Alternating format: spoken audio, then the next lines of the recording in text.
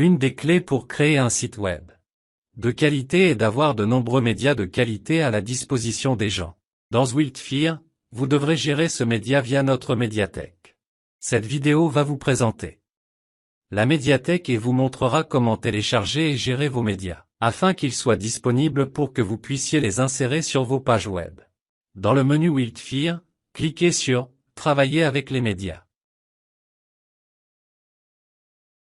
Vous verrez un lien vert « Ajouter un élément multimédia ».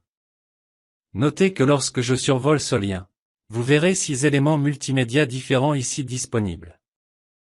Vous pouvez également cliquer sur « Ajouter un élément multimédia ». Et vous verrez les mêmes 6 liens ci-dessous, avec une brève définition de chacun.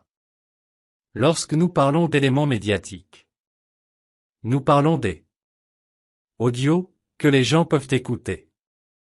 Nous parlons de documents, et ce sont ceux que les gens peuvent télécharger. Des images ou des photos, PDF, qui peuvent être lues en ligne ou téléchargées. Des vidéos distantes, qui sont des vidéos YouTube ou d'autres types de vidéos hébergées ailleurs. Et vidéo. Lorsque nous disons « vidéo », nous entendons une vidéo que vous téléchargez, et qui est hébergée localement sur votre site web. Pour ajouter des médias à la bibliothèque, vous devrez cliquer sur l'un de ces éléments que vous souhaitez télécharger. Le processus sera très similaire pour chacun d'entre eux, à l'exception de la vidéo à distance, que je couvrirai à la fin. Je vais utiliser l'audio comme exemple. Alors cliquons sur « Audio ».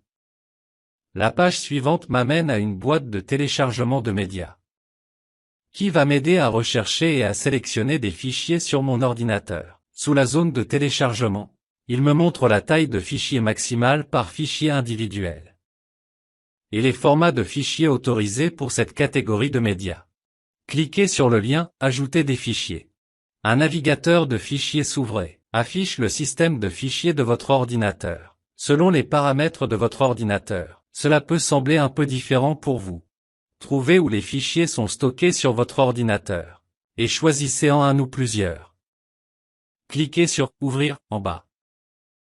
Vos fichiers sont maintenant répertoriés dans le cadre gris et ils sont prêts à être téléchargés. À ce stade, je peux à nouveau cliquer sur le bouton « Ajouter des fichiers » et je peux trouver plus de fichiers. Ou si je suis prêt, je peux simplement cliquer sur le lien « Démarrer le téléchargement ». Une fois les fichiers téléchargés avec succès, ils auront un point vert avec une coche.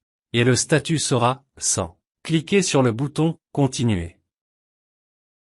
Cet écran suivant nous donne l'occasion de préparer la façon dont chaque élément médiatique s'affichera sur les pages de notre site web. Vous pouvez modifier le nom de l'élément multimédia. Comment vous souhaitez qu'il s'affiche sur votre site web? Vous pouvez choisir une vignette, qui sera une petite image qui accompagnera votre fichier. Pour l'audio, ce n'est pas nécessaire, mais c'est recommandé, car cela rend vos médias plus intéressants. Ainsi, vous pouvez trouver un fichier associé sur votre ordinateur. Vous pouvez cocher ou décocher. Afficher les liens de téléchargement. Si vous ne voulez pas que les visiteurs puissent le télécharger, assurez-vous qu'il n'est pas coché. Sinon, c'est probablement une bonne idée de les laisser télécharger. Vous pouvez également spécifier la référence scripturaire ici.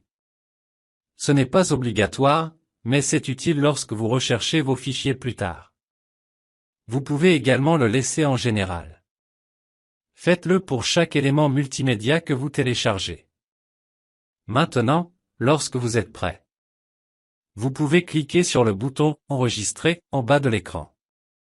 Ici, vous verrez le contenu de la médiathèque. Si vous souhaitez ajouter autre chose, cliquez sur « Ajouter un média » et vous pouvez choisir d'ajouter plus de fichiers. Ajoutons quelques images à notre bibliothèque. Je clique donc sur « Images ». En plus de cliquer sur « Ajouter des fichiers », je peux également faire un glisser-déposer. Si j'ai une fenêtre ouverte sur mon ordinateur qui contient mes fichiers, je peux simplement les sélectionner et les déposer. Je peux maintenir le bouton « CTRL » enfoncé et sélectionner plusieurs fichiers.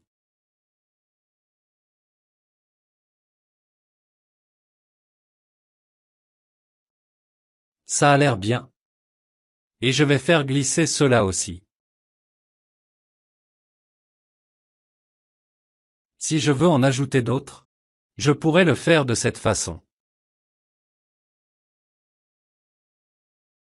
Lorsque je suis satisfait de mes fichiers qui sont ici, je clique sur « Démarrer le téléchargement ».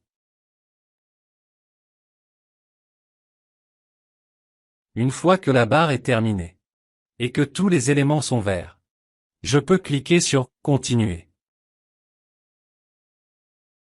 Vous pouvez renommer les fichiers ici, et vous devez également ajouter un texte alternatif à vos images. Il s'agit d'une brève description de l'image, ce qui est important, pour afficher du texte lorsque l'image n'est pas chargée.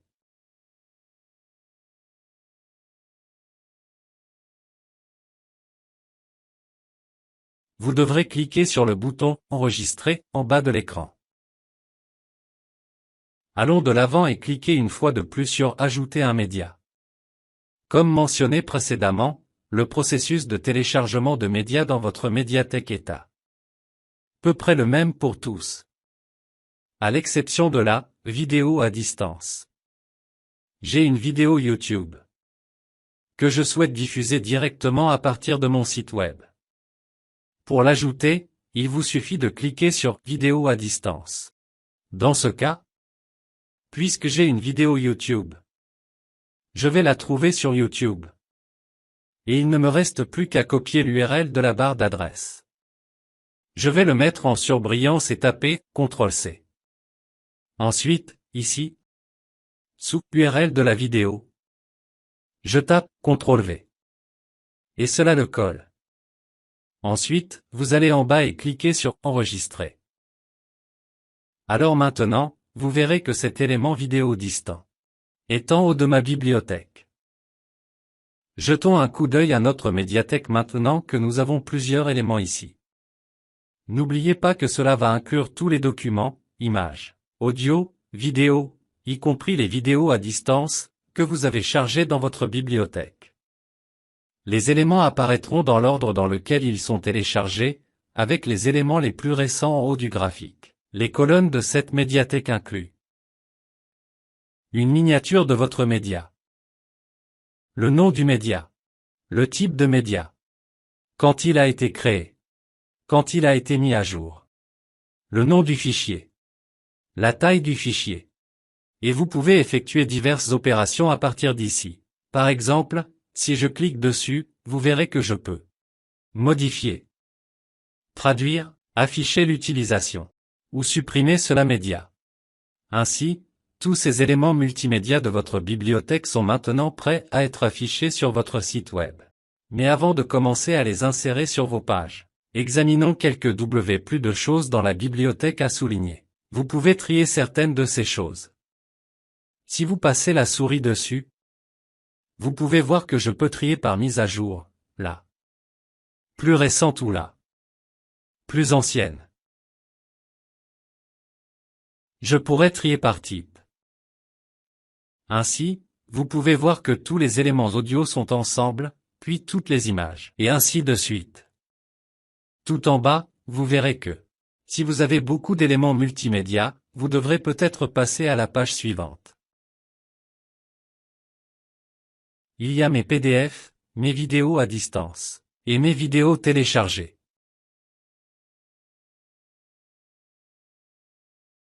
Vous pouvez trier par nom de média. Vous pouvez également effectuer certaines actions en bloc. Vous pouvez sélectionner plusieurs médias différents.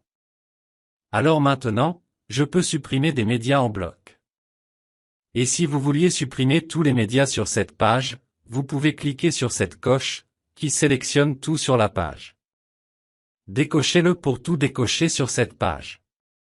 D'accord. Regardons une autre fonctionnalité ici sous « Filtre ». Vous verrez cette barre grise et un lien sur sa gauche appelé « Filtre ». Cliquez dessus. C'est une façon de vous aider à rechercher votre bibliothèque en créant un filtre. Vous pouvez filtrer par n'importe quelle combinaison de choses telles que le nom du média, le type, les balises. C'est pourquoi il est important que vous commenciez à ajouter des balises à vos médias et par référence aux écritures.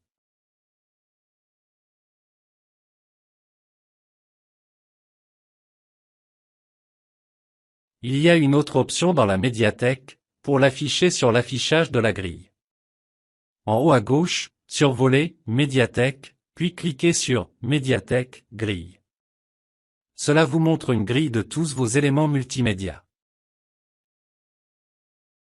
Toutes les informations de la colonne disparaissent, mais vous pouvez cliquer sur l'icône en forme de crayon sur chaque média. Pour modifier ce média, vous pouvez également cliquer sur le X pour supprimer ce média. Il vous demandera si vous êtes sûr, cette action ne peut pas être annulée. Supprimez le filtre multimédia et les actions en masse sont toujours actifs. Si vous avez beaucoup d'éléments dans votre médiathèque, l'affichage de la grille peut occuper plusieurs pages. Si vous regardez en bas, vous pouvez voir que vous pouvez aller à la page suivante et à la page suivante.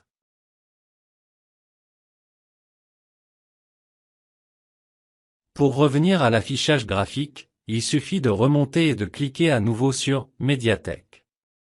Cela vous ramènera à cet affichage. Une autre chose que vous pouvez faire dans votre médiathèque est de regarder l'affichage de l'utilisation. Passez votre curseur sur « Médiathèque ». Et dans la liste déroulante, vous verrez « Utilisation des médias ». Cliquez dessus. La médiathèque passe du graphique standard à un graphique simplifié.